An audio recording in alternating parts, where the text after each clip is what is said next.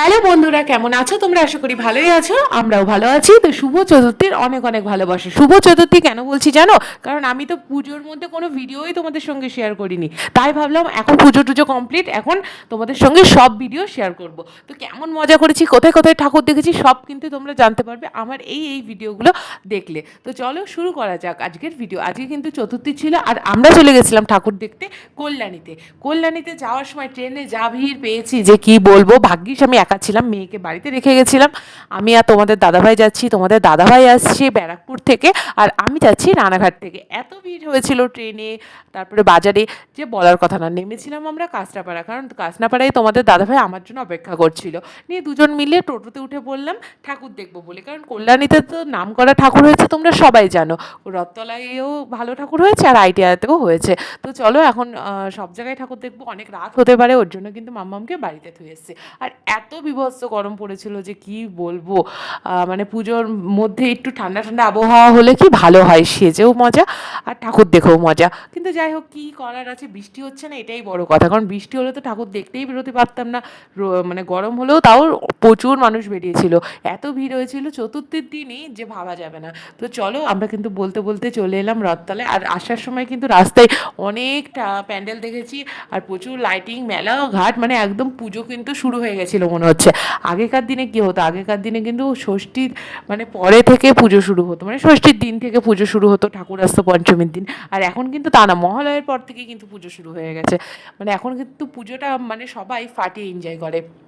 আমরাও তার ব্যতিক্রম না, আমরাও কিন্তু ঠাকুর দেখতে বেরিয়ে পড়েছি চতুর্থীর থেকে। তো দেখো কত সুন্দর লাগছে লাইট টাইট দিয়ে। এই প্যান্ডেলটাও কিন্তু খুবই ভালো হয়েছে।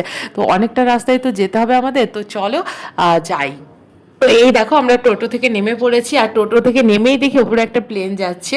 আর সেটা আমি একটু তোমাদের সঙ্গে শেয়ার করে দিলাম। এবার চলো হাঁটতে হবে, ঠাকুর দেখতে এসেছি আর না হাঁটলে হবে? কোথায় যে আমাদের টোটোওয়ালা নামিয়ে দিল আর আমাদেরকে কতটা হাঁটতে হলো। তো এটাই তো নিয়ম, মানে নো এন্ট্রি করে দিয়েছে এখন সব জায়গায়। দেখো কত ভিড়, সেই লাইন লাগাচ্ছে। আর তোমাদের দাদাভাই আমাকে টেনে টেনে ধরে ধরে নিয়ে যাচ্ছে, কারণ আমি যদি হারিয়ে যাই সেই ভয়। তো যাই হোক, এখন যাচ্ছি আমরা ঠাকুর দেখবো বলে লাইনে দাঁড়াবো। যদিও এই লাইনগুলো না খুব তাড়াতাড়ি টানে, ভীষণ তাড়াতাড়ি টানে। লাইনে দাঁড়াচ্ছে কি আর মানে ঝপাঝপ আমরা ঠাকুর দেখতে পাচ্ছি, মানে পেয়ে গেছি। তো দেখো কতটা সুন্দর লাগছে, ভীষণ ভালো হয়েছে, ভীষণ ভালো হয়েছে। রথতলার প্যান্ডেলটা আমার সবথেকে বেশি ভালো লেগেছে, যেমন প্যান্ডেল তেমন ঠাকুর। তো চলো আস্তে আস্তে লাইনটা এগোক, আমরা ভেতরে যাই। আর যেমন লাইটিং দিয়েছে, মানে খুবই সুন্দর লাগছে। তো এখানে কিন্তু প্রচুর মানুষের সমাগম হয়েছিল আর প্রচুর পুলিশ প্রশাসন ছিল, যার জন্য খুব সুন্দর করে কিন্তু আমরা ঠাকুর দেখতে পেরেছি, কোনো অসুবিধা হয়নি। তো চলো এখন আমরা ভেতরে চলে এসেছি। আর দেখবে মায়ের মুখটা যে এত সুন্দর আর ভেতরের কারুকার্য যে এত সুন্দর, সেটা বলার মানে আমার অপেক্ষায় রাখে না, এত ভালো হয়েছে প্যান্ডেলটা। তো চলো ভেতরের দিকে যাই। আর মাথা দেখেছো, মানে অগুন্তি মাথা।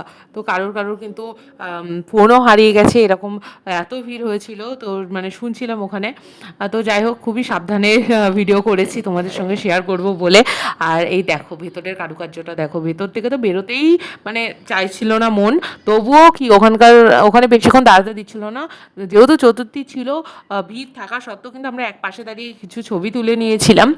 তো ভেতরের কারুকার্যগুলো তোমাদের সঙ্গে একটু শেয়ার করে দিলাম। খুব সুন্দর নিখুঁত কাজ। আর ঠাকুরটাকে দেখে তো মানে দেখেই যেতে ইচ্ছা করছে, খুব ভালো লাগছিল। আর এইখানে তো রাত্রি তখন কটা বেজে গেছিলো, অলরেডি কিন্তু 8টা সাড়ে 8টা বেজেই গেছিলো আমরা যখন পৌঁছেছিলাম। সাড়ে 8টা কি 9টা এরকমই বেজেছিল। তো এখন আমরা ঠাকুর দেখা সবই শুরু হলো। আজকে কিন্তু অনেক ঠাকুর দেখবো, আজকে বলে না অন্যদিনও ঠাকুর দেখতে যাব, তোমাদের সঙ্গে শেয়ার করব। আর তোমরা কে কে কোথায় ঠাকুর দেখলে একটু কমেন্টে জানিও। কল্যাণীতে রথতলায় আর আইটিআই ঠাকুর দেখতে এসেছো তাহলে কিন্তু কমেন্টে জানিও। তো দেখো মায়ের মুখটা কত মিষ্টি না, খুব ভালো লাগছিল। তো ভেতরে গিয়েও ছবি তোলা যেত, কিন্তু আমি আর ওই ভিড়ের মধ্যে গেলাম না। তো আমি পাশ থেকেই তোমাদের সঙ্গে একটু শেয়ার করে দিলাম। আমাদের কিন্তু ঠাকুর দেখা কমপ্লিট হয়ে গেছে। আর এখানে দাঁড়িয়ে দাঁড়িয়ে দেখছি যে এবার আইটিআই ঠাকুর দেখতে গেলে কোন দিক দিয়ে যেতে হবে। আর এখানে এত পরিমাণে ঘোরাচ্ছিল যে কি বলবো। তো ঠাকুর দেখা হয়ে গেছে, এবার আমরা ফুচকা খাবো। আর ঠিক করলাম যে মথুরা কেক খাবো, কারণ মথুরা কেক সামনে দেখলে এর পাশ দিয়ে আমি আর আসতে পারবো না, আমার মথুরা কেক খেতেই হবে। তো যাই হোক আমি মথুরা কেক খেয়ে নিলাম। আর এবার টোটোতে করে যাচ্ছি আইটিআই মোড়ে। তো চল ক্যামেরায় নিয়ে নিলাম। তো এই দেখো আমরা কিন্তু আইটিআই মোড় লুমিনাস ক্লাবে চলে এসেছি। আর এই প্যান্ডেলটা খুব ভালো লেগেছে। আর এই লাইটিং শোটাও ভীষণ ভালো হচ্ছিল, গানের সাথে সাথে খুব ভালো হচ্ছিল।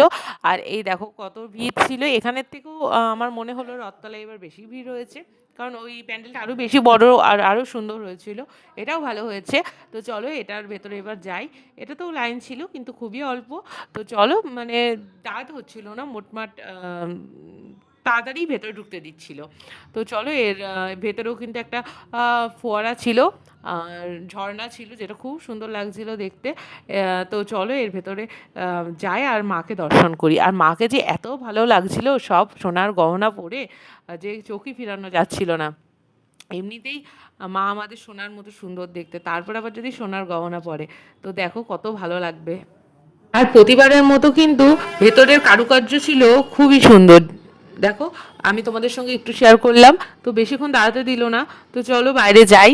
আর এখানে বেশিক্ষণ ফটোও তুলতে দিচ্ছে না, ভিডিও করতে দিচ্ছে না, কারণ যেহেতু সোনার গয়না পরে রয়েছে তার জন্য। আর ওখানে দেখো একটা ছোট্ট ঠাকুর আছে, ওই ঠাকুরটা পুজো হবে। কত কিউট না? তো এই ছোট ছোট ঠাকুর দেখতে আমার কিন্তু খুব ভালো লাগে। তো চলো এবার বাইরে যাই। আর এবার কিন্তু কিছু খাওয়া দাওয়া করতে হবে। আর অনেকটাই কিন্তু রাত হয়ে গেছে। তো এবার বাড়িও ফেরার মানে আর ভালো লাগছে না, কারণ অনেক হাঁটাচলা হয়েছে। তো এবার আমরা চলে এসেছি এগরোল খাবো বলে। এখানটায় এগরোল বানাতে দিয়ে দিয়েছি। এগরোলটা নিয়ে তারপরে আমরা কিন্তু ট্রেনে উঠেই খাবো ঠিক করেছি, কারণ ট্রেনের সময় কিন্তু হয়ে গেছে। ট্রেন মিস করলে আবার বাড়িতে যেতেও লেট হয়ে যাবে, কারণ মামাম একা রয়েছে। যদিও ওর দিদিভাই মামা দাদুনের সাথেই আছে, কোনো চিন্তা নেই তবুও। তো দেখো আমরা বলতে বলতে বাড়িও চলে এসেছি। আশা করি আজকের ভিডিওটা ভালো লেগেছে। খুব তাড়াতাড়ি নেক্সট ভিডিও নিয়ে আসছি।